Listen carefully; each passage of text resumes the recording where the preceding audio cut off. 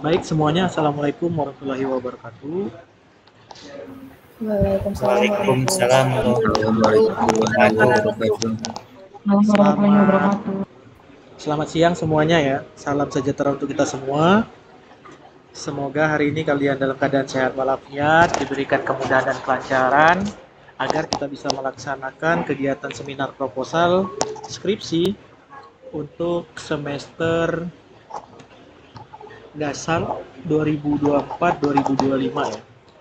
Yang akan kita lakukan hari ini sampai dengan selesai. Di mana hari ini tanggal 25 Januari ya 2025, hari Sabtu, dengan harapan tahun baru ya, semangat baru ya. Dengan harapan juga hasilnya bisa seoptimal mungkin. Baik, adapun hari ini nanti susunan acara untuk seminar proposal ini, yang mana pertama kita akan melakukan seminar proposal dari setiap kalian. Mungkin waktu untuk presentasi setiap orang itu saya batasin 5-10 menit. Jadi langsung presentasikan yang paling penting saja, terutama latar belakang yang paling penting. Setelah itu, nanti setelah 5-10 menit kita adakan sesi tanya jawab. Jadi sesama teman boleh bertanya. Kalau tidak ada nanti ataupun sudah bertanya, nanti saya yang lanjut akan memberikan masukan. Setelah itu, setelah kalian semuanya maju, nanti kita akan umumkan hasilnya. Apakah akan terjadi pergantian judul dan harus mengulang, apakah lanjut dengan revisi, atau lanjut tanpa revisi. Tapi kemungkinan besar jarang terjadi ya, kalau lanjut tanpa revisi itu sudah benar-benar ahli. Selama saya mengajar, saya tidak pernah menemukan ada yang seminar proposal lanjut tanpa revisi. Oke, tidak apa-apa. Yang penting kita telah berusaha ya. Jadi tidak ada sia-sia. Oke, selanjutnya ketika nanti sudah seminar proposal, untuk arahan selanjutnya nanti kita sampaikan di sesi akhir setelah kita semuanya presentasi. Jadi setelah kalian maju itu jangan langsung meninggalkan ruangan, karena kalian juga harus saling menghargai sesama teman ya. Jangan sampai kalian sudah presentasi, temannya yang sudah mendengarkan dan gantian temannya yang presentasi, kalian sudah kemana-mana, kasihan gitu. Oke, untuk pertama yang akan maju saya langsung random saja ya.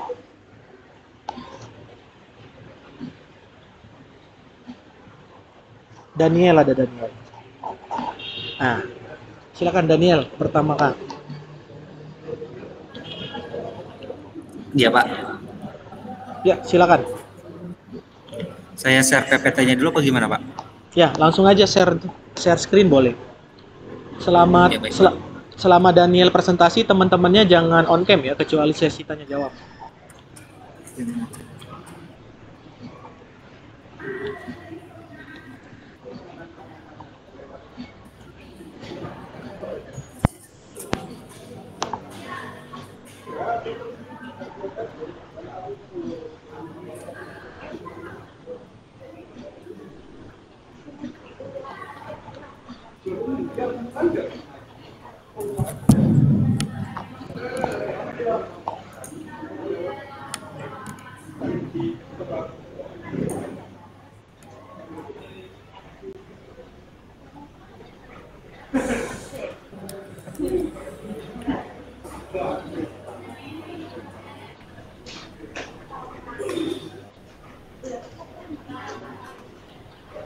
Ya, silakan saja ya kalau sudah. Iya Pak.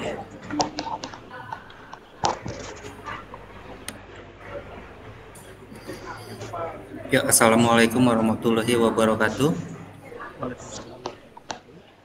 Selamat siang, salam sejahtera untuk kita semua.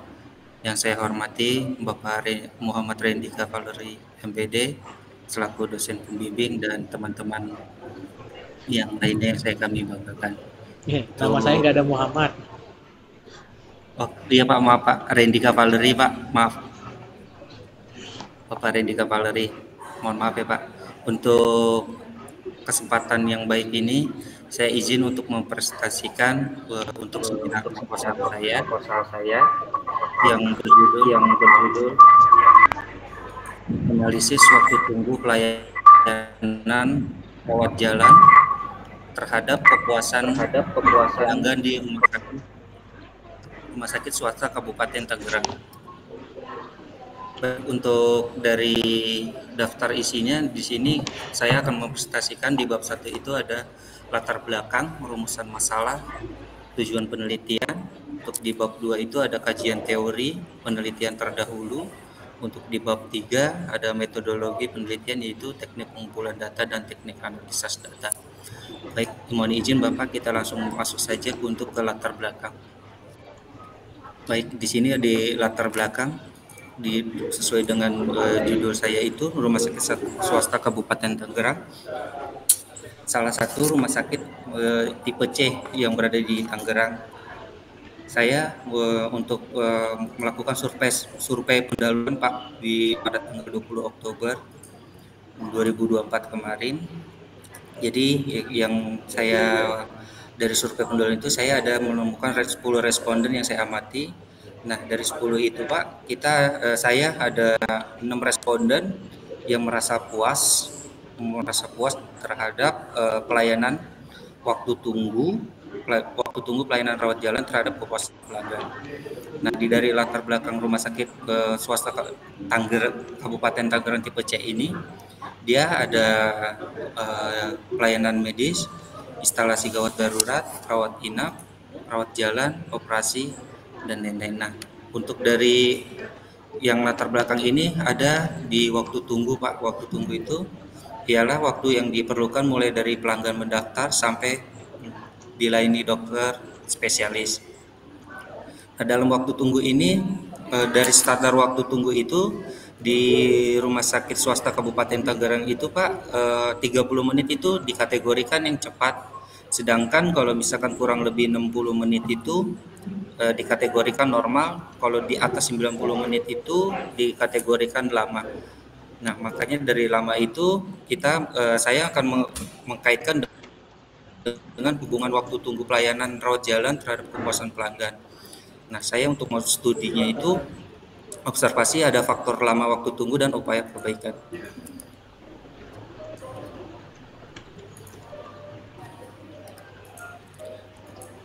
Untuk rumusan masalah dan tujuannya, rumusan masalah bagaimana pengaruh lama waktu tunggu pelayanan rawat jalan terhadap kepuasan pelanggan di rumah sakit swasta Kabupaten Tangerang.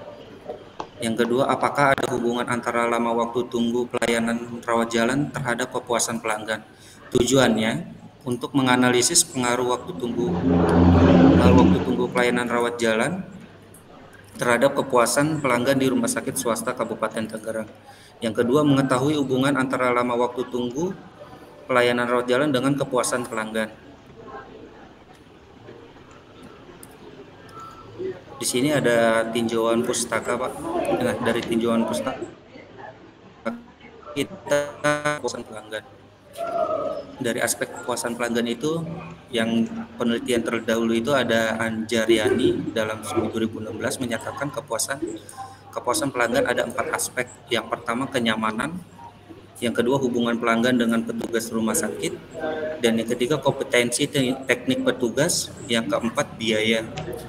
Nah, dari aspek itu terdapat ada faktor kepuasan pelanggan. Kepuasan pelanggan itu menurut Budi Astuti dalam Nuria 2008, faktor yang mempengaruhi kepuasan pelanggan yakni yang pertama kualitas produk atau jasa, kualitas pelayanan, faktor emosional, harga, dan biaya. Nah, dari faktor kepuasan pelanggan itu kita ke indikator kepuasan pelanggan. Menurut Cipyotono dalam Muninjaya 2014, harapan pelanggan terhadap pelayanan terdiri dari 5 kualitas pelayanan. Yang pertama responsif atau cepat tanggap. Yang kedua reliability atau keandalan, atau yang ketiga asuransi atau jaminan.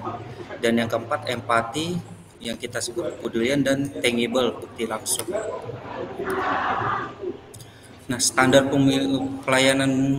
pelayanan minimal rawat jalan itu yang pertama pemberian pelayanan di klinik spesialis.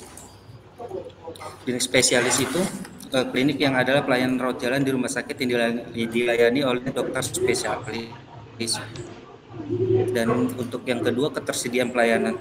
ketersediaan pelayanan adalah jenis-jenis pelayanan rawat jalan spesialis yang disediakan oleh rumah sakit sesuai dengan klasifikasi rumah sakit. Tujuannya yaitu tersediaannya pelayanan klinik oleh tenaga spesialis yang kompeten di rumah sakit.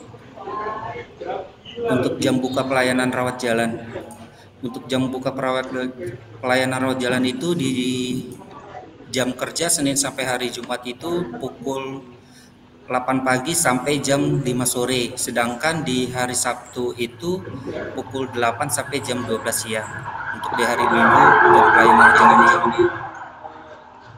tunggu rawat jalan itu dimulai dari yang diperlukan, mulai dari pelanggan sampai mendaftar sampai dilayani oleh dokter spesialis. Tujuannya tersedianya pelayanan rawat jalan spesialis pada hari kerja di setiap rumah sakit yang mudah dan cepat diakses oleh pelanggan, yaitu standarnya di bawah 60 menit.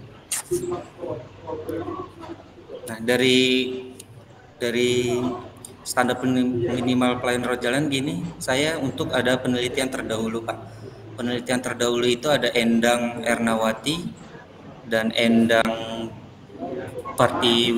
Pertiwiwati dan Heri Setiawan itu tahun 2019 maaf. Judulnya waktu tunggu pelayanan rawat jalan dengan tingkat kepuasan pelanggan di RSUD Dr. Doris Silvanus Palangkaraya. Hasil penelitiannya, berdasarkan hasil penelitian diketahui bahwa waktu tunggu pelayanan rawat jalan berpengaruh terhadap kepuasan pelanggan rawat jalan. Perbedaannya dengan penelitian saya, untuk penelitian Endang itu hanya menggunakan teknik sampling, purposive sampling. Dan yang kedua, Denisa Dwi Lestari, Siti Kodija, Parinduri, Rati, Fatima, dia tahun 2020. Judulnya hubungan waktu tunggu pelayanan rawat jalan terhadap kepuasan pelanggan di poliklinik spesialis penyakit dalam RSUD Kota Bogor. Hasil dari penelitian ini menyatakan bahwa pelanggan yang merasa kurang puas sedikit lebih banyak dibandingkan dengan pelanggan yang merasa puas. Untuk perbedaannya menggunakan analisis studi deskriptif analitik.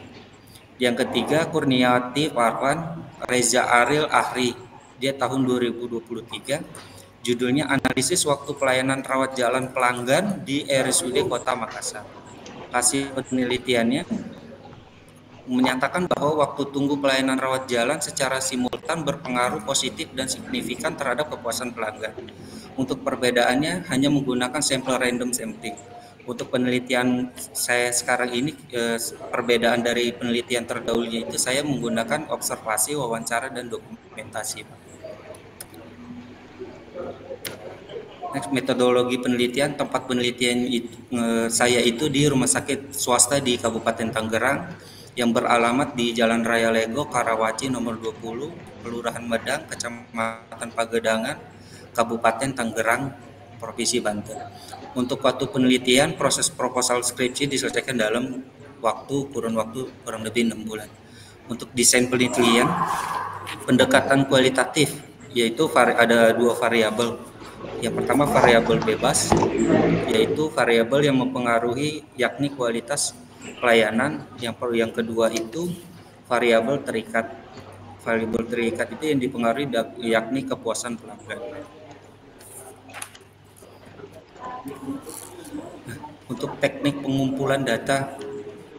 Untuk teknik pengumpulan data di sini saya melakukan wawancara, observasi, dan dokumentasi. Saya sudah melakukan wawancara terhadap pelanggan yang berobat ke spesialis, contohnya ke penyakit dalam, Pak.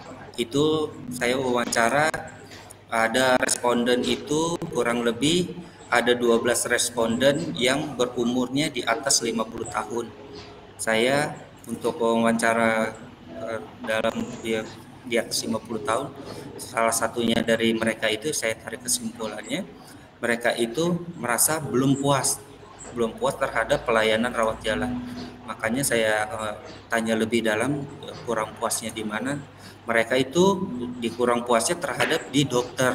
Karena kenapa di dokter itu dari dokter itu praktek tidak sesuai dengan jam yang sudah ditentukan. Nah, di situ terjadi masalah untuk waktu tunggu pelayanan rawat jalan dikarenakan tidak sesuai dengan jam tersebut yang sudah praktek. Nah, Untuk observasi, saya sudah melakukan observasi di rumah sakit itu dan saya melakukan dokumentasi. Untuk teknik analisis data, pendekatan deskriptif dengan analisis tematik, yang itu yaitu transkripsi data wawancara atau observasi, dianalisis terkait waktu tunggu dan kepuasan pelanggan. Diorganisasikan pada tema. Yang pertama, kondisi fisik ruang tunggu yang untuk di rumah sakit tersebut, untuk kondisi fisik rumah tunggu cukup baik dan kecepatan pelayanan. Yang ketiga itu interaksi dengan tenaga kesehatan. Yang keempat, penyusunan secara sistematis. Baik Bapak, sekian presentasi dari saya. Mohon arahan atau instruksi dari Bapak. Terima kasih. Wassalamualaikum warahmatullahi wabarakatuh.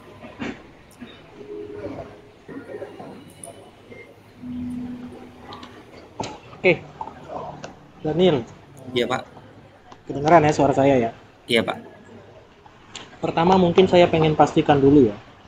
Ini benar-benar akan jadi kualitatif atau mau diarahkan ke kuantitatif? Kualitatif Bapak. Oke, kalau kualitatif berarti nanti akan ada sedikit spesifikasi ya. Misalkan siapa saja yang perlu diwawancarai, apakah cukup pasien ataukah dari pihak rumah sakit juga akan terlibat. Itu mungkin nanti kamu spesifikkan di bab 3. Karena yang namanya kepuasan sama waktu tunggu itu kan ada dari sisi pelanggan, ada juga dari sisi rumah sakit. Jadi itu yang perlu dispesifikasikan. Oke, ada beberapa catatan revisi yang mungkin saya perlukan ya kalau saya lihat ya. Dan beberapa pertanyaan sekaligus mungkin nanti. Yang pertama ini, kalau dilihat dari latar itu dulu coba. Screen-nya NN, screen N. Oh, iya Pak. Baik Pak. Biar saya tunjukin catatan saya. Iya Pak. Sudah Pak. Nanti di screenshot ya. Siap Pak. Izin saya foto juga nanti ya Pak. Soalnya ini saya catat langsung di yang di drive ya. Saya nggak tahu nanti kesimpan otomatis atau enggak, tapi tetap di screenshot. Berubah nggak layarnya?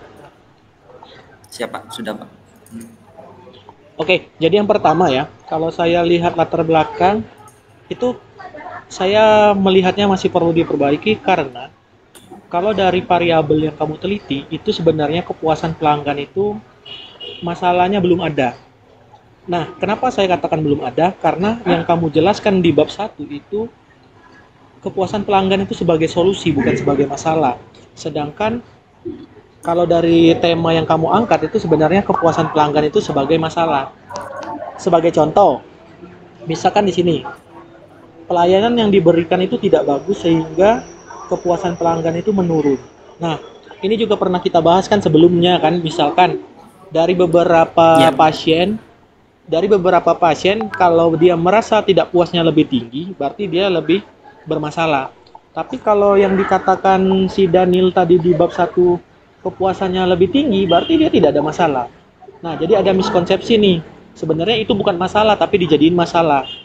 Nah, terus masalah yang seperti apa yang kamu harapkan? Jadi tadi, misalkan,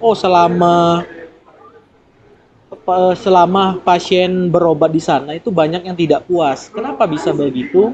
Mungkin yang pertama, antriannya terlalu panjang, sedangkan counter yang dibuka cuma 1. Nah, itu jadi masalah. Tapi kalau setelah diwawancarai banyak yang puas, loh, terus masalahnya di mana kalau mereka semua puas? Nah, itu ya Daniel ya. Jadi di bab 1 mungkin nanti miskonsepsinya perlu diperbaiki. Jadi bukan solusi tapi sebagai masalah. Kalaupun tadi seperti yang kamu bilang sudah mewawancarai, itu hasilnya sebenarnya masukin ke bab 1. Untuk urusan bab 3 wawancara ataupun nanti itu di bab 4 beda lagi. Karena wawancara pendahuluan sama wawancara penelitian itu beda. Baik. Tidak panjang juga nggak masalah Daniel. Yang penting masalahnya ada. Ini sudah saya kasih contoh 1 ya. Lalu yang kedua, di bagian B ya, identifikasi masalah, itu perlu diperbaiki. Ini juga saya contohin. yang namanya identifikasi masalah tuh misalkan segini. Ditemukan bahwa rendahnya kepuasan pelanggan di rumah sakit tadi. Nah, itu masalah. Bukan yang seperti kamu bikin ya. Itu nanti disesuaikan. Lalu rumusan masalah cukup satu saja, tidak perlu dua. Nah, tadi saya pengen pastiin lagi ini kuanti atau kuali, karena kalau kuanti bentuknya seperti ini. Tapi kalau kuali, berarti ini harus saya ganti nih. Bisa jadi sejauh mana seperti ini. Sejauh mana lama waktu tunggu mempengaruhi ya. Nanti gitu ya. Ini perlu di screenshot ulang mungkin. Mempengaruhi kepuasan pelanggan di bla bla bla di rumah sakit gitu tadi ya. Nah, kalau tujuannya, kalau rumusan masalah satu, artinya tujuan juga satu. Nah, tujuannya satu ya cukup mengikuti kata sebelumnya. Kalau dia sejauh mana lama waktu, berarti ini untuk mengetahui sejauh mana lama waktu tunggu. Waktu tunggu mempengaruhi kepuasan pelanggan.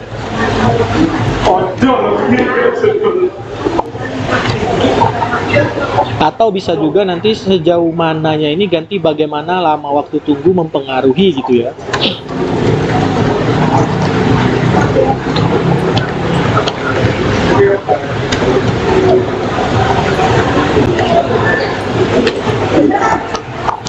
Oke, lalu yang bagian selanjutnya di kegunaan penelitian, Daniel. Tadi saya lihat ada bagi rumah sakit, ada bagi karyawan, sama bagi penelitian selanjutnya. Nah, nanti kamu perlu tambahin satu buat pasien. Siapa tahu nanti setelah penelitian ini ada pasien-pasien yang di rumah sakit itu membaca tidak sengaja gitu. Jadi perlunya kegunaan penelitian bagi pasien ya.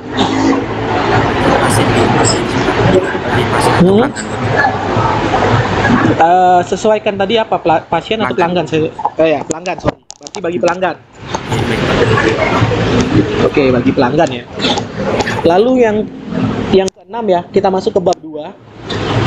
Dari kajian teori itu nanti kamu perlu memposisikan ulang ya.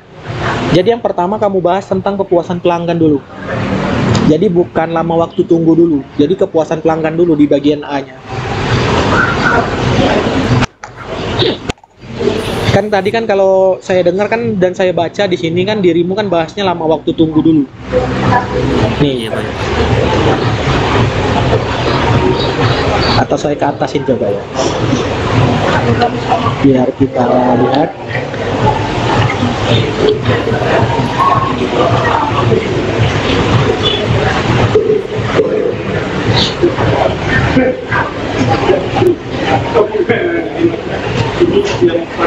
Nah, ini kan rumah sakit nih. Rumah sakit dulu oke lah, nggak masalah. Tapi setelah itu ya kepuasan pelanggan dulu.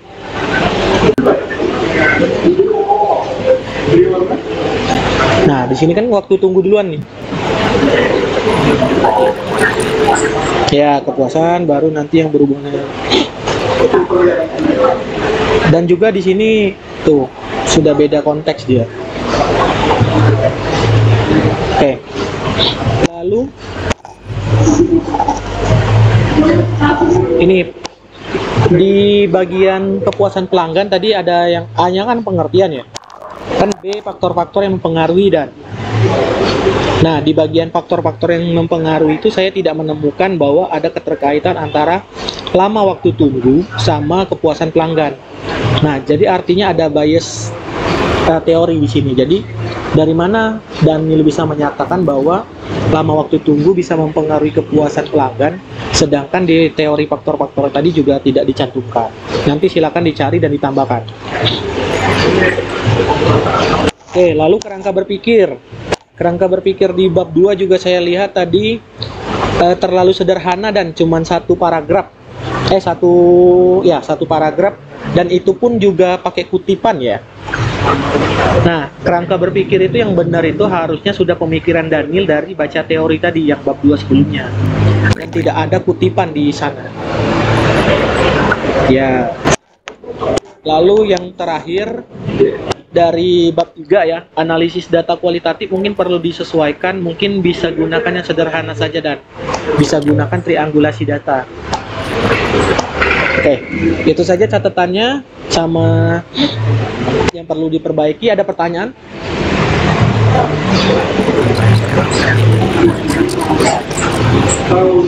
Iya, ada pertanyaan nggak sebelum nanti lupa gitu? Atau sudah di screenshot belum ini? Oke, tidak ada pertanyaan? Oke. Kalau tidak ada, kita lanjut ya. Silakan tutup.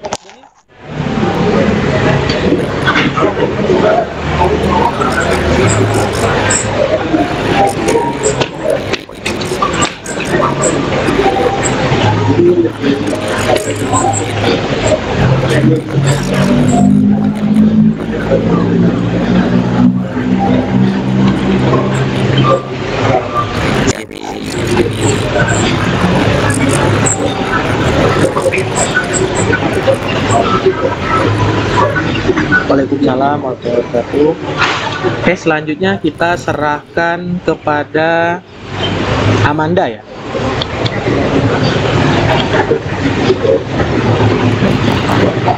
Ada Amanda? Oh, ada. Oke, silakan.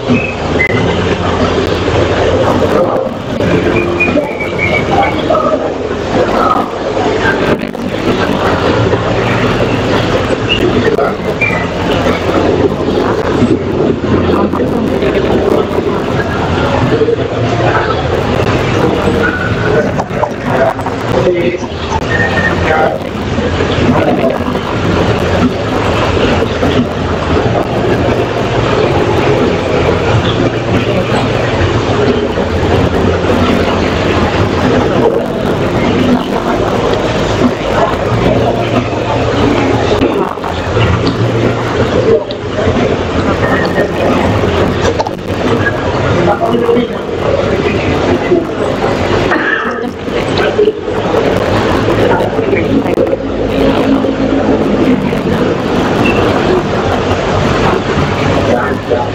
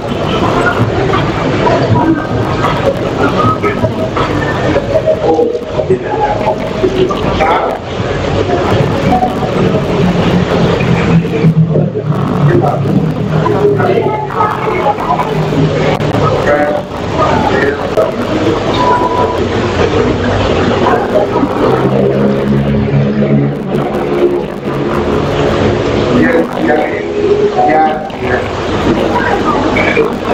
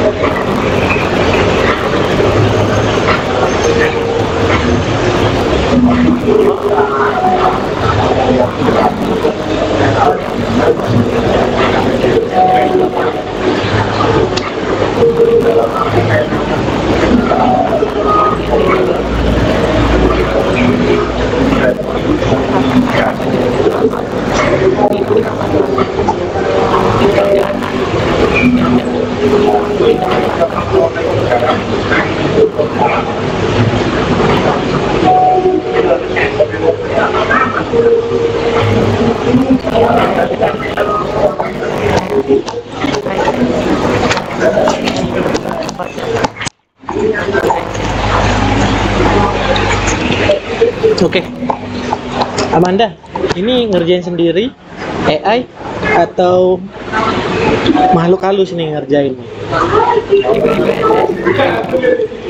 Iya, soalnya ini terlalu rapi dan bagus kalau menurut saya untuk anak S1. Saya agak sedikit meragukan soalnya. Ya, soalnya ini apa ya, menurut saya ini terlalu bagus benar. Makanya saya agak sedikit ragu. Tapi kalau emang berbantuan AI nggak masalah, tapi ingat ya, walaupun berbantuan AI akan tetap ada cek Turnitin biasanya, atau di parafase menghindari plagiasi. Tapi nanti saya juga tambahkan beberapa catatan, tapi sebelum itu saya masih pengen lihat bab 3 sebentar, karena tadi saya menemukan di bab 1 sama 2 itu ada beberapa catatan.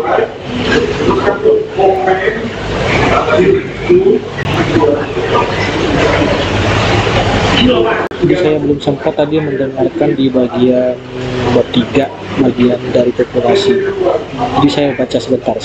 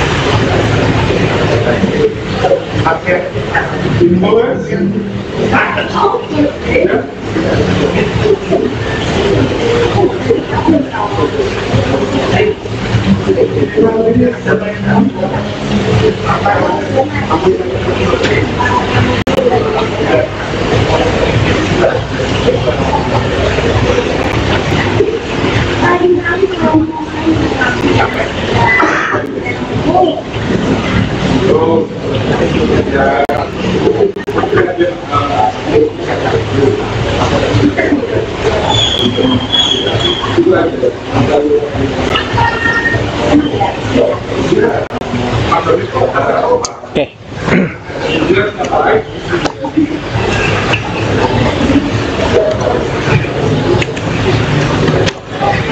Sudah dimatiin screen-nya? Saya share screen.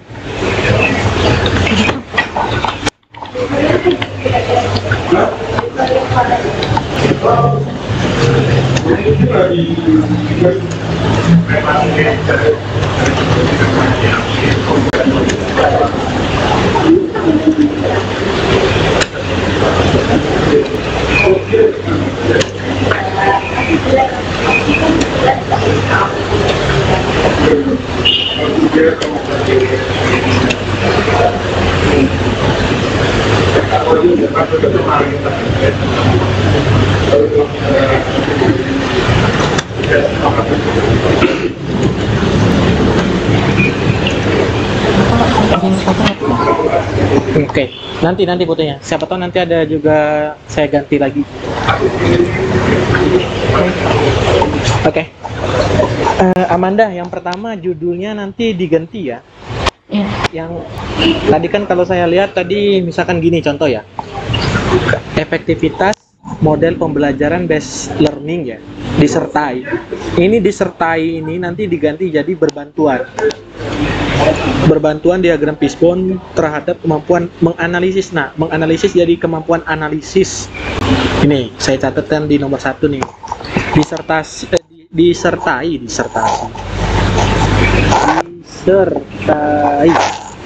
Disertainya ganti jadi berbantuan, menganalisis jadi analisis.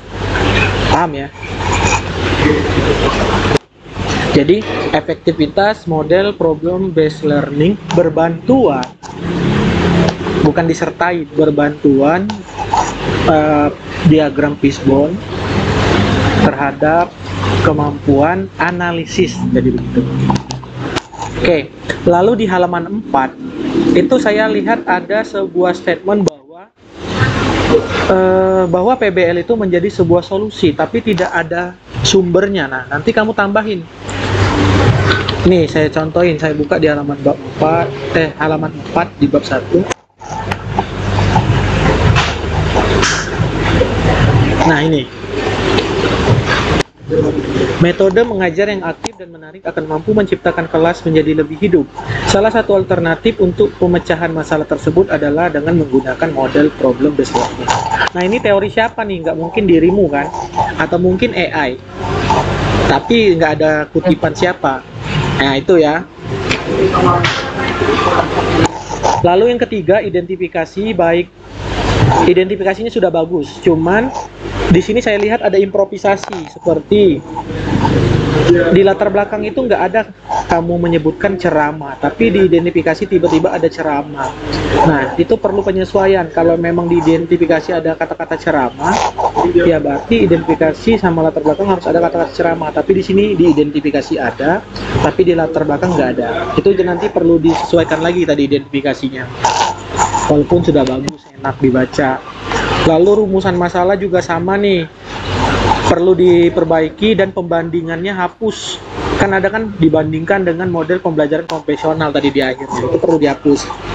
Dan diawali tadi ya, jadi rumusan masalahnya diawali dengan kata seberapa efektif model problem based learning berbantuan diagram fishbone terhadap kemampuan analisis bla bla bla bla bla sampai SMK bla bla bla gitu.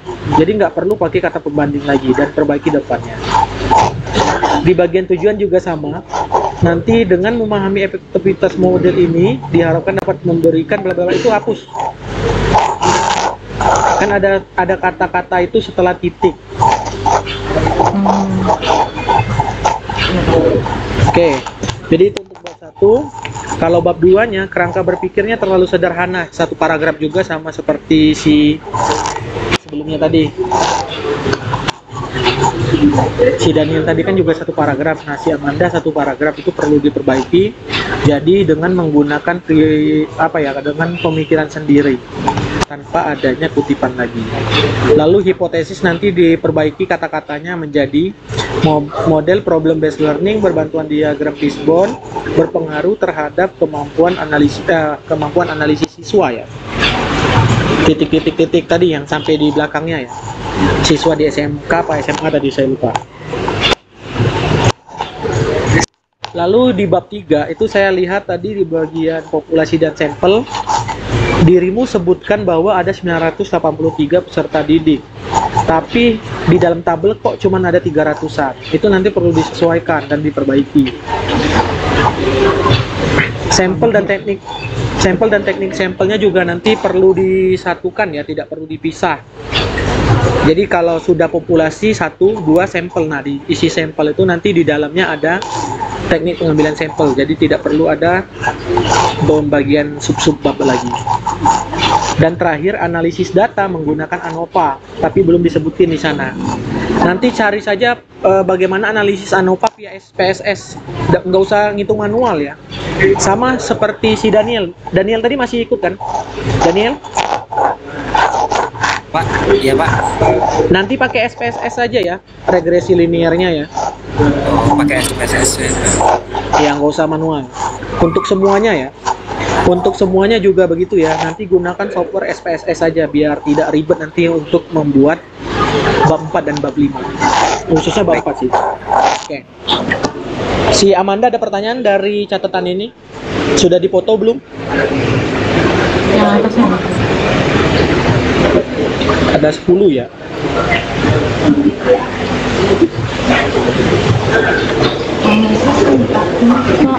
Untuk indikatornya udah cukup ya Pak?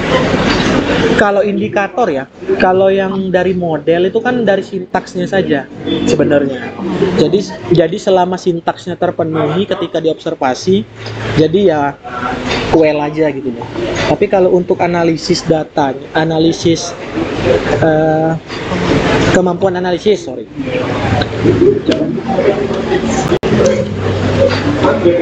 Kan dari ini saja kan sebenarnya kan sudah terlihat. Hanya saja cuman karena baru satu, jadi saya belum simpulkan. Karena kan kemarin kan pernah saya bilang minimal 3 teori, jadi kita bisa pilih. Karena kalau di sini kan cuman apa ya, membedakan, mengorganisasi sama mengatribusikan itu kan kalau cuman satu orang yang bilang jadi belum kuat. Jadi saya butuh 3 pembanding dulu. Itu sih. Ada lagi pertanyaan?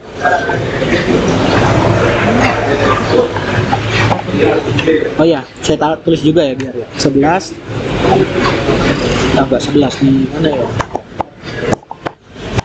Di sini. Indikator kemampuan analisis perlu ditambahkan 2 teori dan akan dipilih salah satu.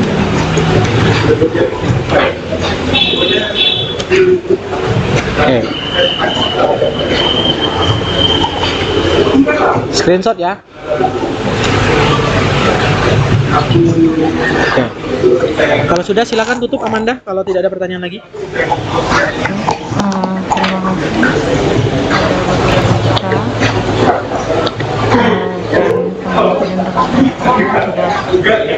Terima kasih sudah memperhatikan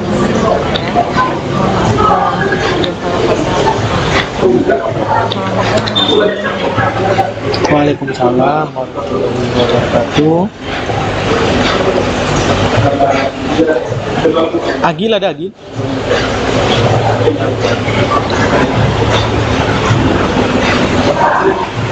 Belum gabung? Agil.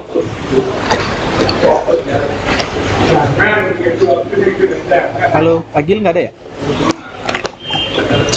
Next ya. Siti Hilwa. Iya Pak, saya. Nah, silakan. Bapak, saya izin pakai HP nggak Pak? Nggak apa-apa. Laptop saya sedikit rusak. Nggak apa-apa. Besok beli speaker ondel-ondel itu loh.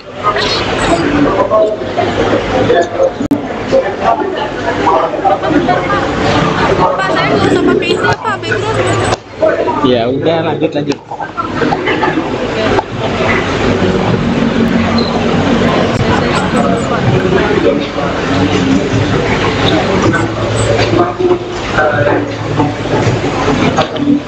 Ini dirimu ngasih file versi Word ya? Saya komentar di mana ini?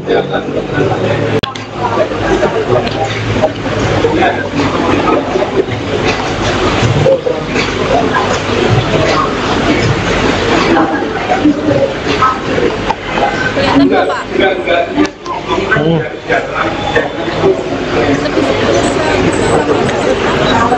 Iya udah.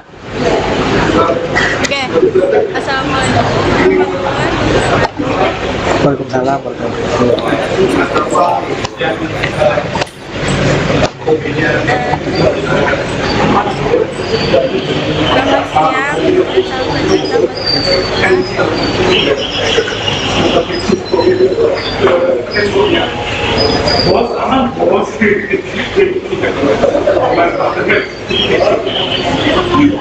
Bapak dan Bapak.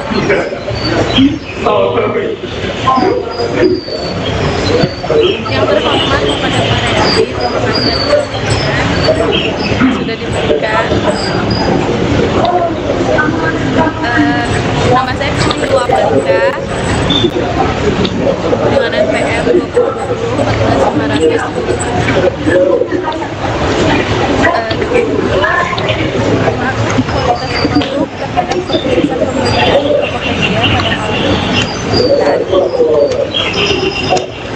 di sini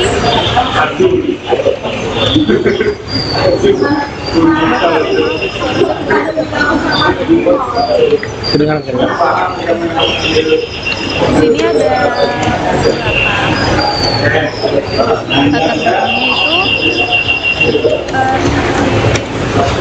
belakangnya itu perkembangan dunia teknologi yang terus mengalami perkembangan menjadi hal yang penting dalam keseharian masyarakat saat ini.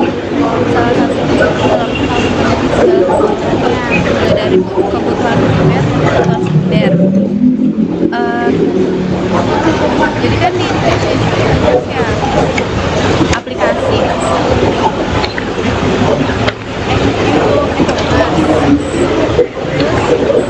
Terus daya saingnya juga kuat kan. Ada Tokopedia, ada Shopee, terus ada Fitri, ada Bukalapak, pokoknya banyak deh. Terus di sini saya akan apa tuh lupa. Di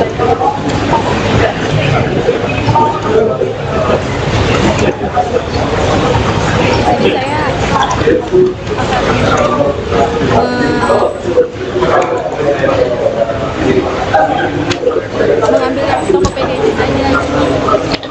Terus ada tulisan masalah kan.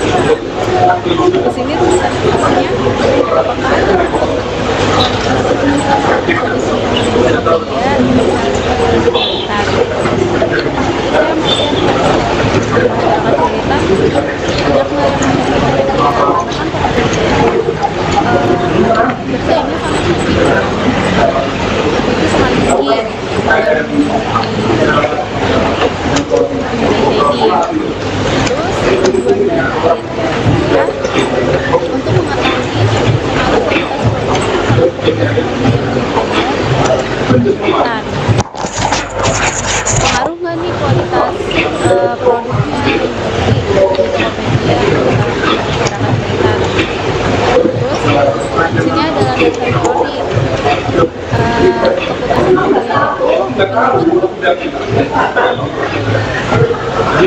ada landasan teori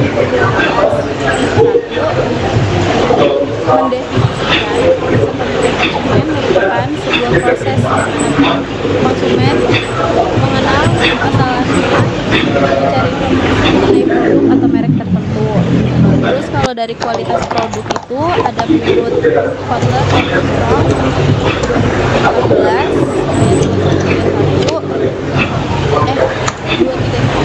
adalah kualitas produk menunjang kemampuan untuk memuaskan kebutuhan pelanggan. Terus ada juga saya kata variabel ini variabel itu kualitas produk sama. Terus ada juga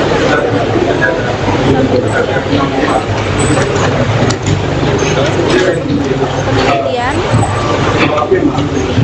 saya ngambil kuantitatif.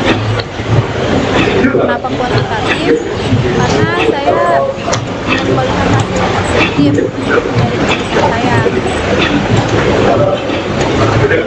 dalam penelitian ini ada dua variabel, yaitu variabel X dan Y. Terus teknik yang menggunakan itu ada uji validitas, ada uji rehabilitas, sama uji koefisiensi korelasi, terus ada uji koefisiensi diskriminasi dan T. Kenapa saya nggak pakai UF? Karena saya hanya dua variabel sekian dari saya Pak. Terima kasih. Sudah cepet banget. Belum sampai 5 menit.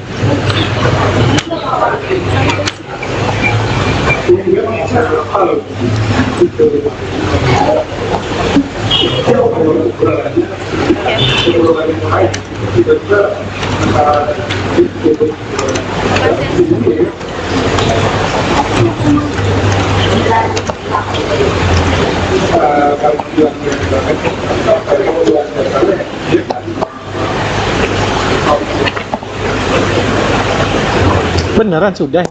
Udah Pak. Ele, cepet banget. Belum juga selesai ngetik ini.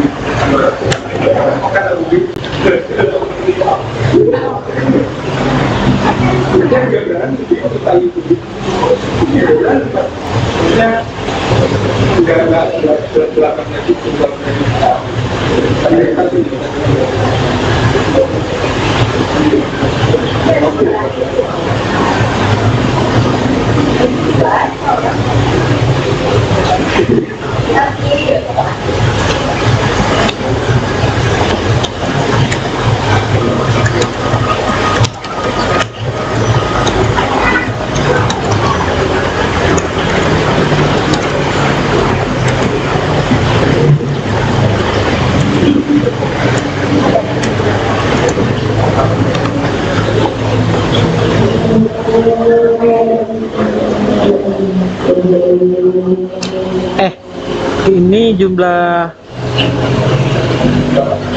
masyarakatnya emang 60 biji.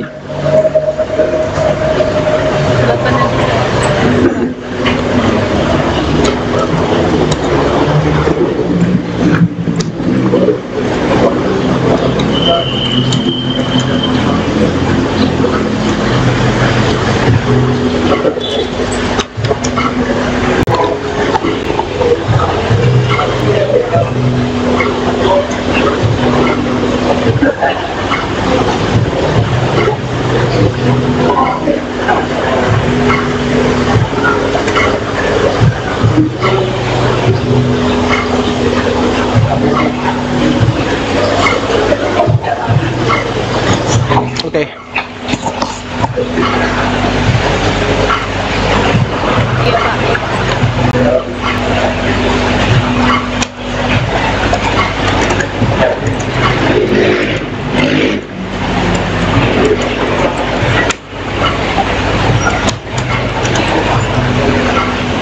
Bisa ya di sini.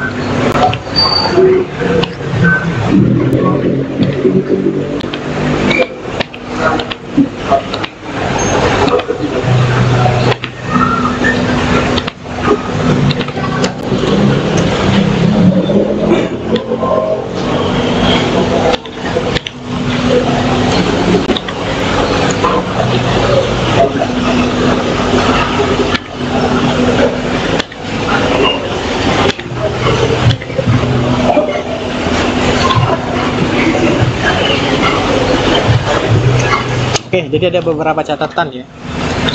Sampai 14. Agak sedikit spesial nih Siti ini.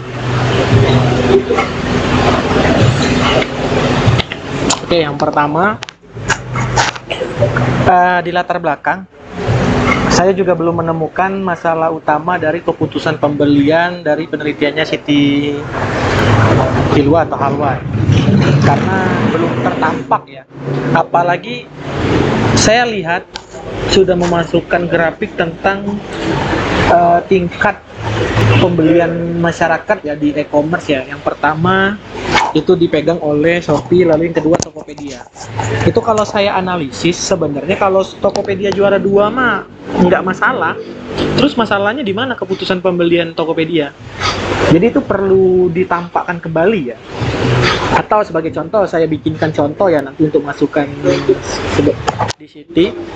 Nanti kenapa sih orang tidak banyak memutuskan untuk melakukan pembelian di Tokopedia? Apa karena harganya terlalu mahal dari Shopee, ataukah tidak banyak gratis ongkir daripada Shopee atau sebagainya? Jadi masalah itu harus ditampakkan kenapa orang tidak melakukan keputusan pembelian di Tokopedia dan melakukan keputusan pembelian di e-commerce yang lain.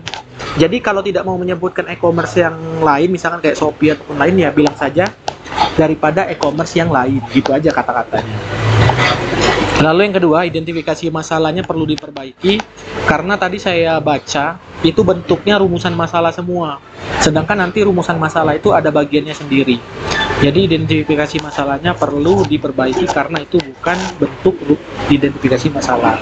Contoh nih, yang identifikasi masalah itu sepertinya ini. Rendahnya keputusan masyarakat berbelanja di Tokopedia. Nah, sedangkan rumusan masalah Siti tadi itu berbentuk pertanyaan. Bagaimana bla bla bla bla tanda tanya gitu. Lalu perumusan masalah di poin ketiga ya.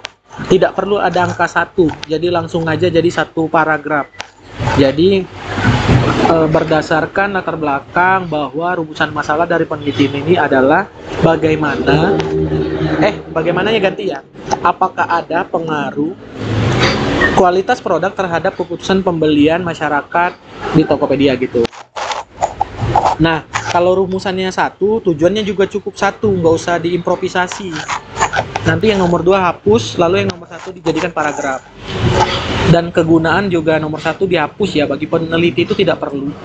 Lalu nomor 2 dan 3 itu sebenarnya 1 saja. Bagi pembaca dan masyarakat, bagi pembaca, masyarakat, dan pelanggan itu cukup 1 saja.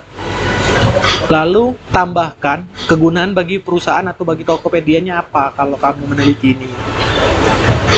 Lalu poin ke-6, di faktor yang mempengaruhi juga saya belum menemukan keterkaitan antara keputusan pembelian dengan kualitas produk. Jadi penelitian ini masih kurang relevan kalau menurut saya. Cari saja, itu masih banyak kok sebenarnya teorinya, cuman dirimu lupa memasukkan.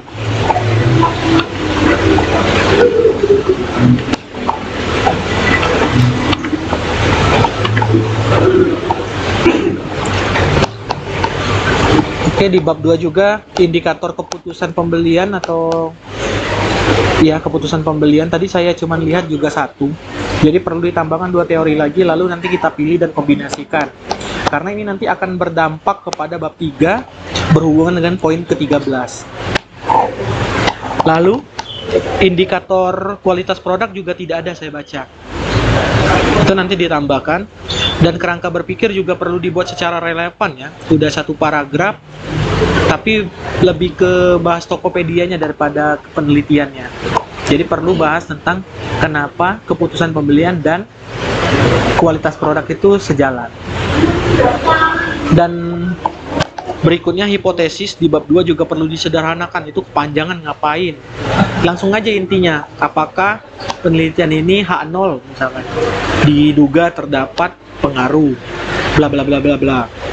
H1 tidak terdapat pengaruh. Jadi cukup sampai di situ saja. Di bab 3, perbaiki jumlah populasi sama sampel ya, nggak mungkin cuma 60 orang di satu kecamatan itu. Itu gimana ceritanya bisa 60 biji? Orang satu rumah aja bisa isi 5 orang atau 6 orang. Ini 60 orang nggak mungkin cuma 10 rumah di kecamatan lu, Siti. Saya nggak yakin gitu. Dan berikutnya ya, nomor 13 tadi seiring dengan nomor 7 dan 8 ya. Lalu yang terakhir daftar pustaka ini nggak dimasukin nih Siti ini. Kosong melompong ini. Halaman 61 tapi kosong. Iya Pak. Nah, itu aja. Ada pertanyaan dari masukannya? Oke, ada Pak. Terima kasih atas masukannya. Oke, gitu saja ya. Segera di screenshot ya. Udah belum? Oh, oke. Tutup Siti. Oke. Terima kasih ya Pak. Waalaikumsalam warahmatullahi wabarakatuh. Kita selanjutnya ke Yulis.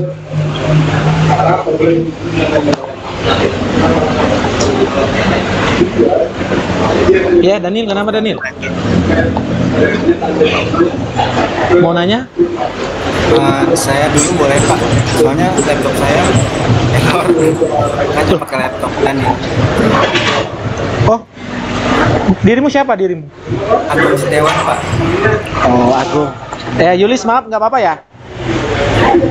Iya Pak, nggak apa-apa. Ah, ya deh, silakan Terima kasih, Bang. Agung.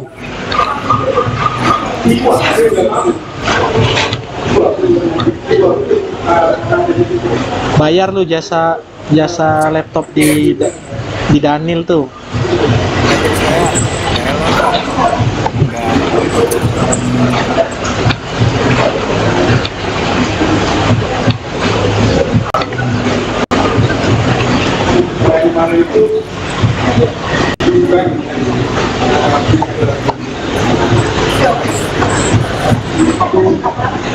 Loh, itu udah server udah berganti.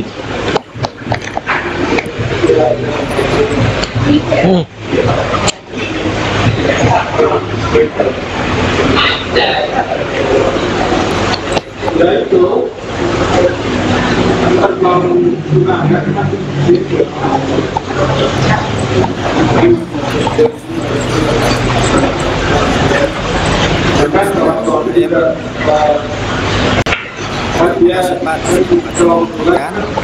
Assalamualaikum warahmatullahi wabarakatuh. Salam kita semua. Saya hormati Pak Rendika dari MPD dan teman-teman sekalian.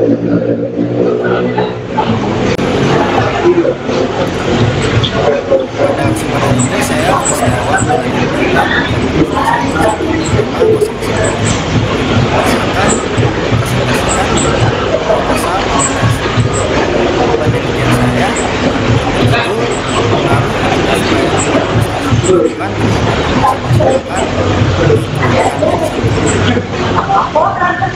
langsung saja ke latar belakang. Kepuasan masyarakat menjadi indikator penting dalam upaya dipengaruhi oleh beberapa faktor seperti kemudahan akses dan pelayanan, operasi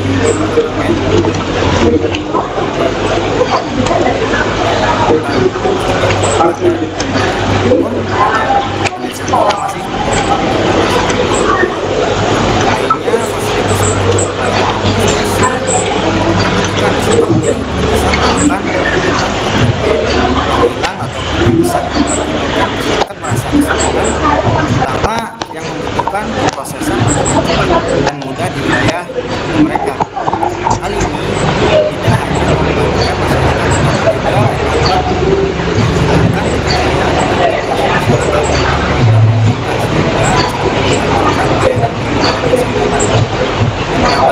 juga gap antara masyarakat dan wilayah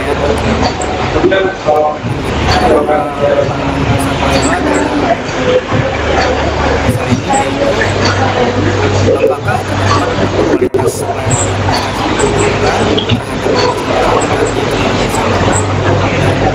penelitian ini yaitu untuk mengetahui pengaruh kualitas pelayanan pendidikan terhadap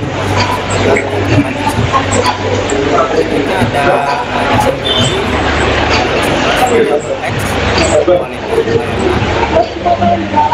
yaitu harapan atau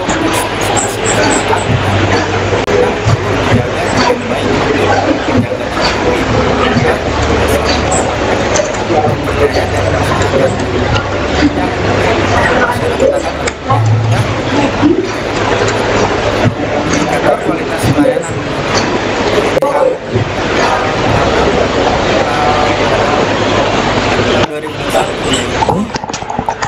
ada tangible berwujud, yang kedua penampilan tugas pelayanan, ada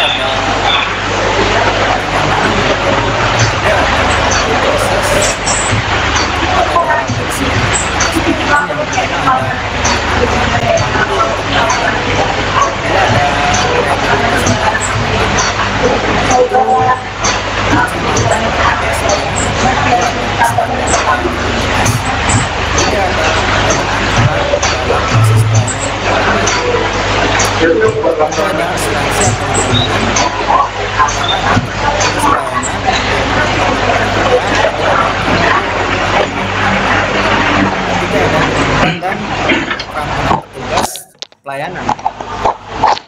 Yang keempat ada resolusi dapat dalam respon setiap keperluan masyarakat. Itu ada pelayanan dalam melakukan pelayanan.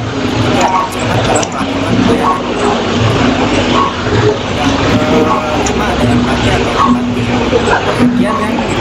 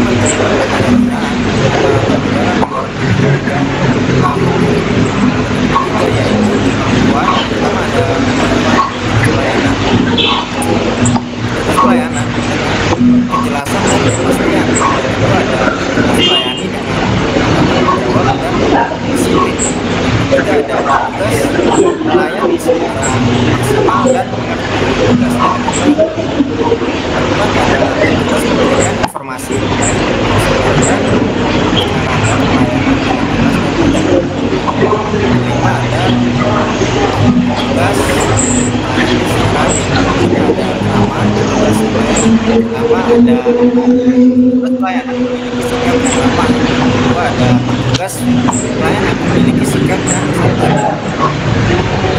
ada waktu pelayanan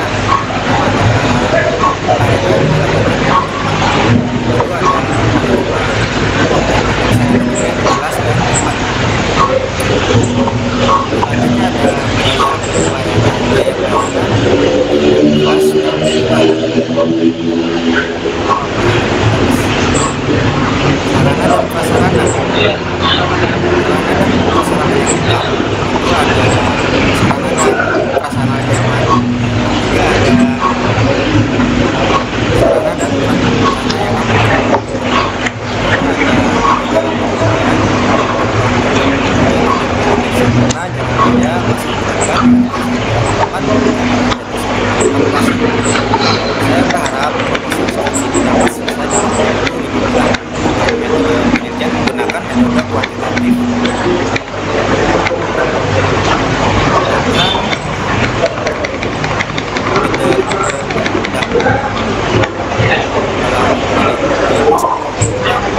Persepsi masyarakat yang ada ya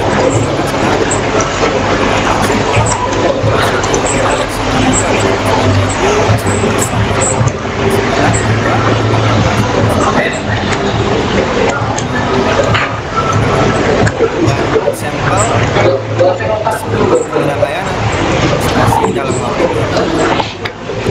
Teknik penarikan sampel yang saya gunakan adalah teknik probability sampling dengan jenis sampelnya sampling. Cara melakukannya yaitu dengan mengajukan persyaratan kepada pengguna administrasi dan sempurna dan atau menjadikan di sini karena jumlah dan yang tidak diketahui jumlahnya. Kedua, teknik analisis data pertama saya menggunakan kedua saya menggunakan analisis koefisien korelasi analisis koefisien data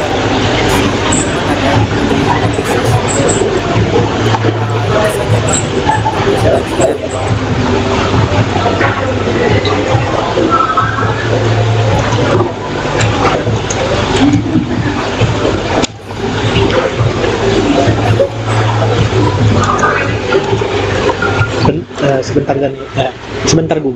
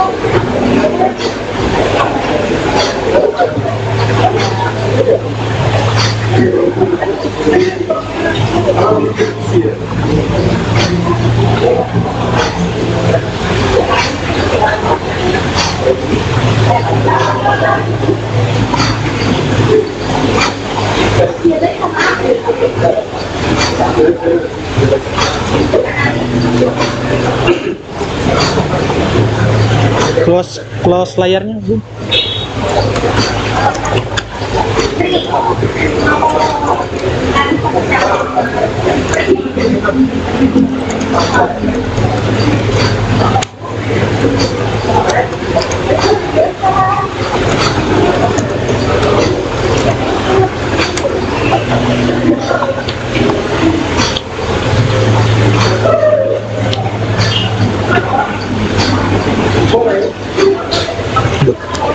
Itu layar saya ya?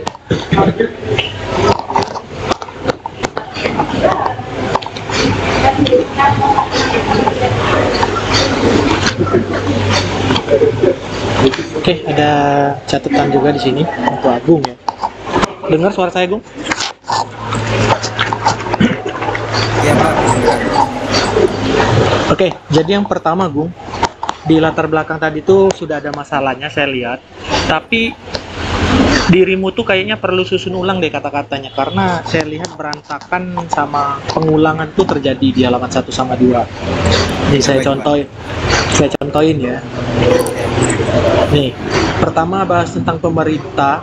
Sebenarnya cukup sampai di titik ini. Nih ya, sampai kebutuhan masyarakat titik nih. Ini kualitas pelayanan ini bukan di sini seharusnya tempatnya. Oke. Lalu yang kedua, kepuasan masyarakat menjadi indikator penting dan menilai keberhasilan publik dalam bla bla bla bla bla bla, dipengaruhi oleh beberapa faktor. Ini seharusnya nanti di bawah setelah masalah. Oke. Terus lebih lanjut mengidentifikasi bahwa elemen spesifik pelayanan publik seperti kecepatan dan lain-lain itu seharusnya di atas, tapi sebelum itu harus ada kata-kata lainnya. Nah, sedangkan ini sudah masuk ke contoh jati sempurna untuk masukin ke masalah. Baru masuk ke masalah ini kan. Nah, ada satu kata yang hilang tadi yang di awal. Seharusnya kepuasan pelanggan itu di mana dulu nih? Sebelum masuk ke ini tadi. Ini. Baru masuk ke jati sempurna, masalah yang di tabel dan penjelasannya ini kan. Dan masalah-masalah pendukung seperti keluhan-keluhan KTP dan lain-lain. Oleh karena itu penting meningkatkan efisiensi dan kualitas pelayanan. Tapi sebelum itu, ini harusnya baru yang kata-kata di atas tadi nih. Bahwa ini kualitas pelayanan itu menjadi faktor utama dalam keberhasilan itu. Baru nyambung ke bawah seharusnya. Dan didukung oleh faktor-faktor tadi. Nih. Jadi kata-katanya ini apa ya? Sudah ada tapi berantakan. Penempatannya kayak salah. Jadi kalau kita ibarat kata nongkrong nih, kita lagi ngomongin tentang kita lagi ngomongin apa nih contoh ya? Kita lagi ngomongin agama nih, anggap aja ya. Tiba-tiba di dalam agama itu ada ekonomi, ada sosiologi. Sudah itu nggak ada unsur agamanya dulu yang dibahas. Padahal kita awalnya ngomongin agama. Gitu loh. Jadi kalau ngomongin agama ya buka dulu dengan kata-kata agama dulu. Baru nanti agama ini berhubungan sama ekonomi ini. Agama berhubungan sama sosiologi ini. Nah sama seperti ini. Ngomongin tentang kepuasan pelanggan, tapi kepuasan pelangganannya belum disindir. Tapi malah kualitasnya duluan. Kan nggak nyambung. Gitu. Padahal ada, tapi kok ngaco kayak orang nongkrong udah jam 1 ke jam 5 gitu. Oke, itu nanti perlu disesuaikan ya. Boleh kok pakai bantuan AI untuk tolong dirapihkan gitu. Atau tolong disesuaikan kata-katanya jadi nyambung gitu. Oke. Lalu identifikasi perlu ditambahkan. Yang kamu buat ini sudah bagus 3 itu, tapi saya belum baca di sini ada menyinggung tentang kepuasan pelanggan tadi. Di sini tadi identifikasinya sudah bagus bahwa sesuai tadi masalah KTP itu kan akan berdampak pada kepuasan, tapi kepuasan itu sendiri nggak ada nih. Kesulitan ngurus KTP, mana kepuasan pelanggan yang nggak disebutin kan? Nah itu kurang, nanti ditambahin. Lalu tanda kutipan di batasan masalah itu hapus saja, nggak usah ada tanda kutip. Lalu di bab 2 itu indikator juga sama seperti yang lainnya ya, udah umum ya, bahwa masih kurang teori tiga teori dari variabel X maupun Y, jadi perlu ditambahkan 1 atau 2 karena tadi ada yang 2 teori, ada yang 1 teori.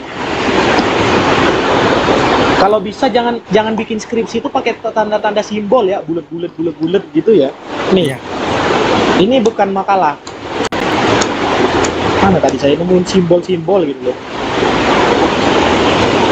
Nah nih, pakai pakai angka atau pakai huruf ya, 1 atau A gitu.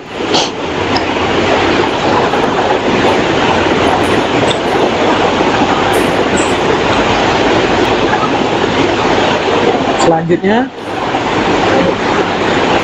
ini nanti di bab 3, di metode survei nanti ganti asosiatif.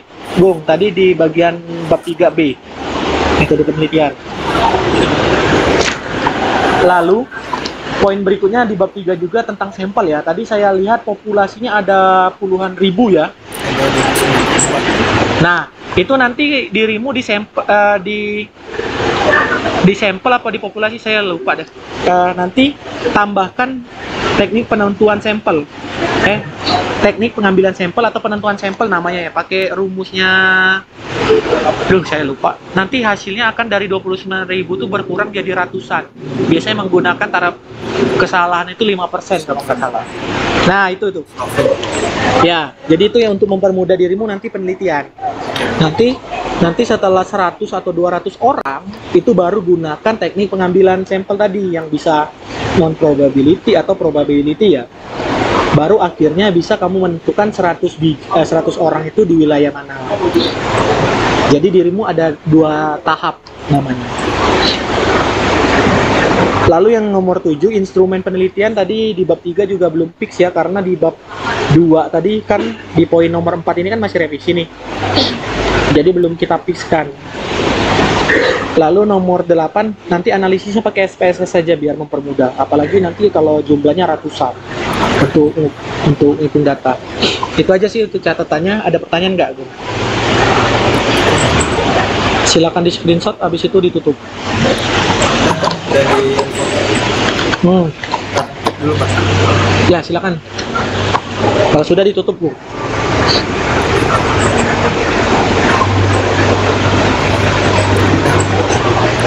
Makasih Pak. Tutup ya. Oke, terima kasih Pak Rendika sebelumnya. Mohon maaf apabila ada kesalahan. Sekian dari saya. Assalamualaikum warahmatullahi wabarakatuh. Waalaikumsalam warahmatullahi wabarakatuh. Sakila? Ada Sakila? Saya Pak, Ya, silakan Sakila. suara saya terdengar. Kedengaran. Saya dengan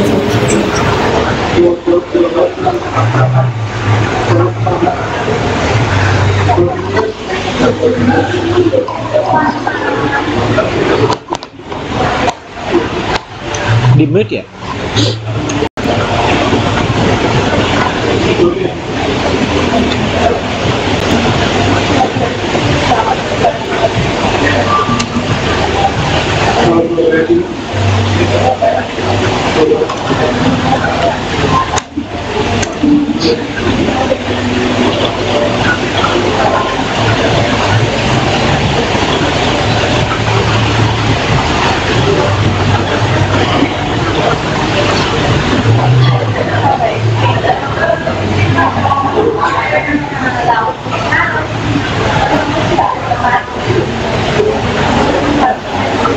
Ya.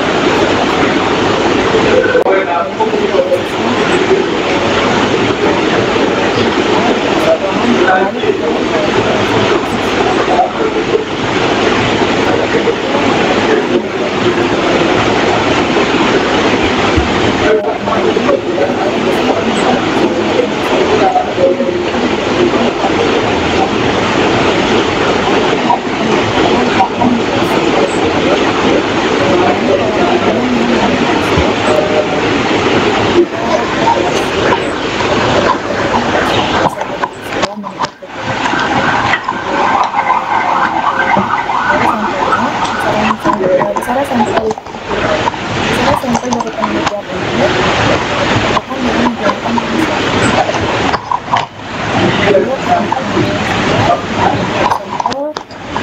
simple random sampling probability sampling, di mana teknik penentuan sampel dengan pertimbangan tertentu sesuai dengan penelitian yang akan dilakukan. Teknik simple random sampling ini merupakan pengambilan sampel dari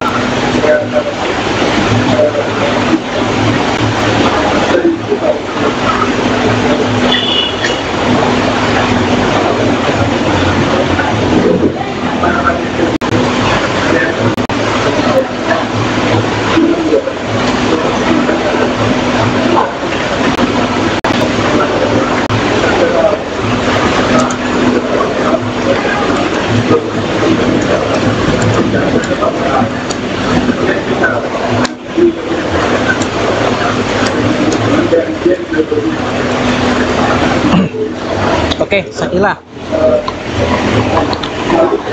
Sakila. Ini ada catatannya ya, ada 14. Yang pertama, masalah dari hasil penelitian itu dibolehkan, saya baca tadi. Seperti hasil penelitian ini menyatakan bahwa perilaku konsumtif itu dari bla bla bla. Boleh, cuman jangan cuma satu ya, perlu diperkuat, tambahin satu lagi, atau dibandingkan dengan kenyataan yang terjadi nih. Misalkan, oh ya benar nih bahwa di SMA ini juga terjadi bahwa siswa sekarang itu perilaku konsumtifnya terlalu berlebihan. Nah, yang kedua, di latar belakang tadi saya juga lihat, apalagi dirimu tadi bikin tabel ya, ataupun grafik, bahwa literasi itu, literasi finansial anak remaja itu rendah. Dirimu kan masalahnya kan udah di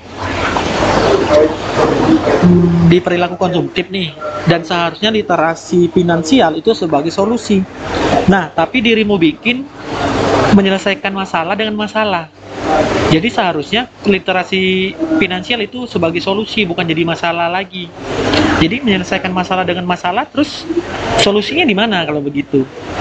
Jadi jangan dikatakan bahwa literasi finansial itu sebagai penambah masalah.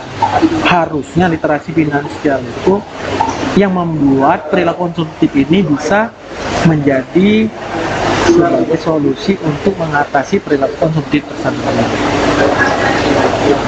Lalu yang ketiga, identifikasi nomor 2 tuh nanti dihapus ya, karena itu bentuknya rumusan masalah, bukan identifikasi masalah.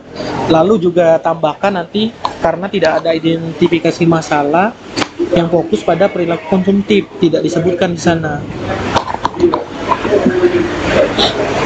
Poin keempat, kegunaan penelitian bagi penulis itu dihapus. Dirimu untuk apa? Lalu bagi pembaca itu diganti yang lebih yang relevan ya, misalkan karena ini penelitian di sekolah ya mungkin guru, siswa, sama sekolah, manfaatnya untuk mereka. Kalau manfaat dirimu kan tidak perlu ditulis untuk mencapai gelar sarjana. Sedangkan kalau yang lain kan siapa tahu baca-baca untuk mereka kan yang tidak perlu seperti dirimu. Lalu poin kelima, di bab 2 ya ini ya, indikator perilaku konsumtif itu perlu ditambahkan 2 lagi karena saya baca cuma 1. Nanti dipilih dan dikombinasikan juga boleh. Nah, sedangkan indikator literasi keuangannya tidak ada. Tiga-tiganya itu nggak ada. Jadi nanti ditambahkan. Selanjutnya kerangka berpikir itu cuman langsung gambar ya. Saya tidak lihat ada basa-basi ngomong kayak apa kayak. Padahal katanya wanita itu merangkai kata-kata sehari itu ratusan ribu, tapi kok bikin kerangka berpikir nggak ada. Nanti itu disesuaikan. Ya. Lalu di bab 3 ya. Di bab 3 yang pertama itu metode asosiatif kasual, itu kausalnya itu dihapus. Jadi asosiatif saja. Tidak perlu diimprovisasi. Nah, yang saya temukan lagi ini juga ya. Ini antara ngopi paste tapi kayaknya lupa edit. Alah, ini mah copy paste bukan ngantuk. Soalnya saya lihat populasinya katanya 330-an siswa. Tiba-tiba di sampel atau tetap di populasi tadi ada jadi 800-an mahasiswa. Siswa ke mahasiswa. Saya udah ngerti, udah fokus. Loh, selama ini kemana? Kalau baru sistem kebut malam. Nanti itu dibenerin ya. Lalu ditambahin spesifikan itu yang mana nih yang bener nih, yang 300 atau yang 800? Yang 300. Nah, nanti spesifikan tabelin berapa kelas 10, berapa kelas 11 gitu loh. Iya.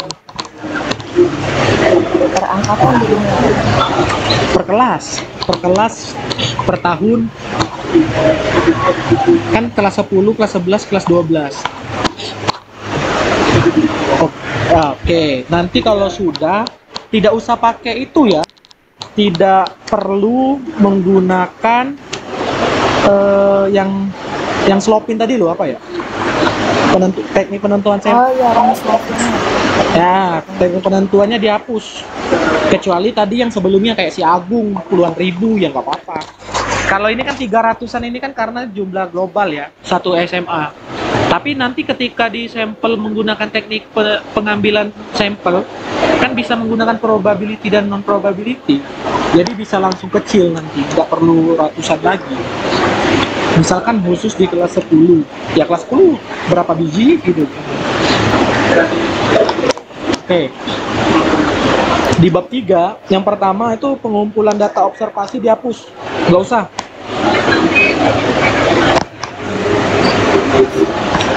Ya, jadi nanti tinggal kuesioner sama observasi aja. Sebenarnya observasi itu juga nggak terlalu kalau untuk sekedar bagi angket. Lalu instrumen penelitian belum fix ya, karena bab 2 tadi saya tidak menemukan indikator juga sama kurangnya ya.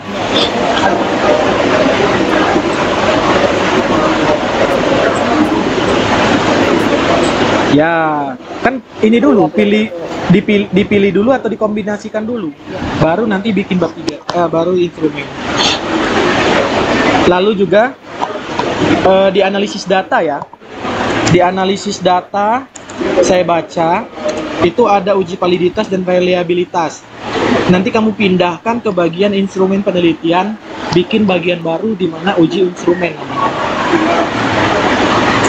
Lalu uji linearitas itu diganti jadi uji homogenitas, karena kalau cuma satu variabel X dan Y itu cukup normalitas dan homogenitas, tidak perlu normalitas sama linearitas. itu beda. Dan terakhir ya, uji T itu cuma sekedar ganti nama dari uji hipotesis. Jadi nanti uji hipotesis melalui uji T. Ada pertanyaan, Sakila?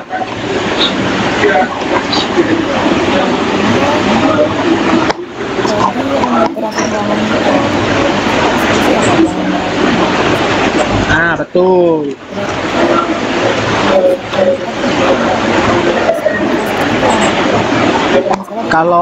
Kalau untuk data pendukung itu nanti tentang itu kok perilaku konsumtif. Ya, literasi finansial atau keuangan itu sebagai solusi. Oke, ada lagi.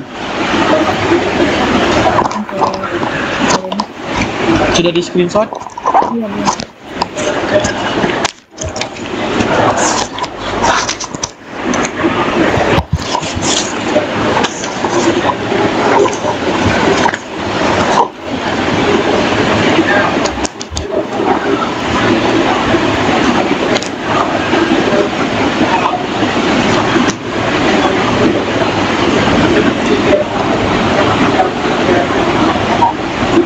Oke. Tutup.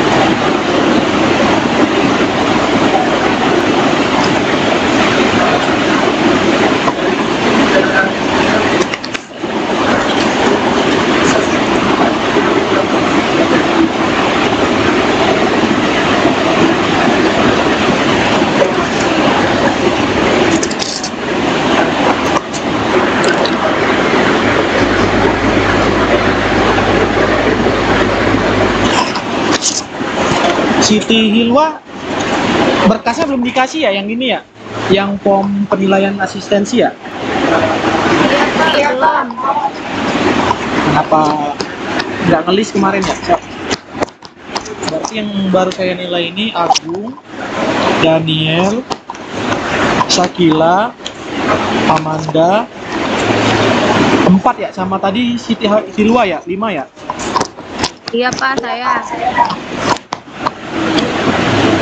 Siapa lagi yang belum ngasih? Saya itu mau itu apa namanya? Maksud saya dikumpulin kalau ada berapa orang gitu. Kirim ke Malang. Nanti saya kirim ke TU gitu sekalian. Jadi nilainya nggak terpisah keluarnya. Ya kalau dikuririn paling cuma 18 ribuan.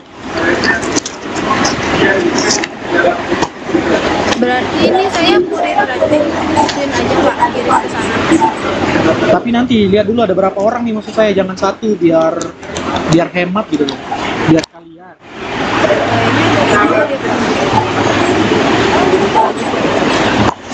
Itu Agil tuh angkat tangan tuh.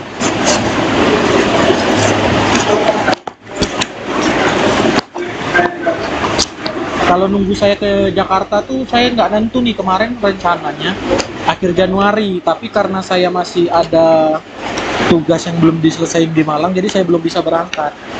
Kalaupun saya nunggu di Februari, nanti kalian lama dapat pembimbing duanya. Itu maksud saya. Ya kalau emang ada 2 ya mau nggak mau kalian berdua aja kirimin.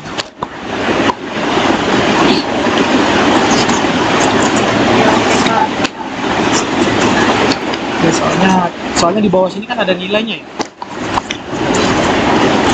Baru 5 ya yang maju ya. Silakan selanjutnya tadi si Yulis ya yang tertunda ya. Iya Kak. Oke, Yulis silakan Yulis.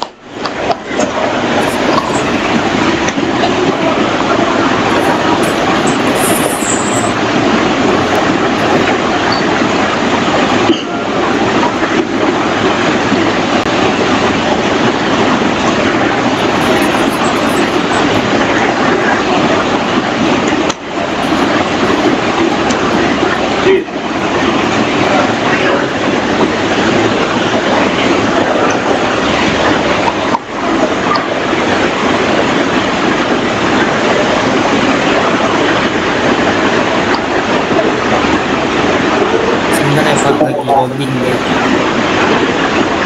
Berapa menit kira-kira? Saya mau ke toilet dulu kalau enggak.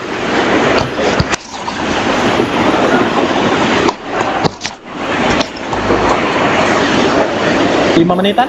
Saya ke toilet dulu kalau enggak. Tinggal saya tambahkan. Ya, saya ke toilet dulu ya. Boleh Pak, kalau udah dulu saya dulu.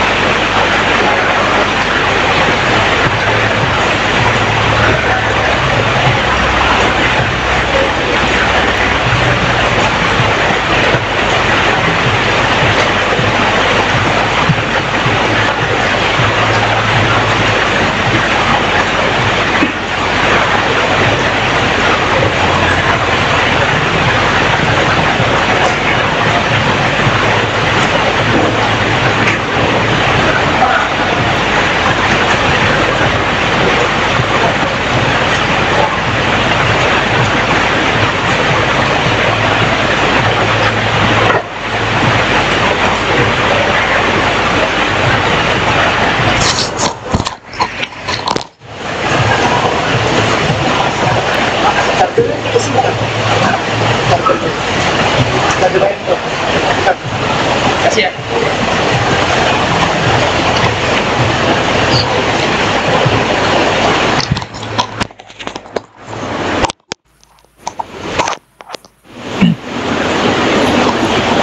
Ya, silakan. Silakan. Assalamualaikum warahmatullahi wabarakatuh. Waalaikumsalam.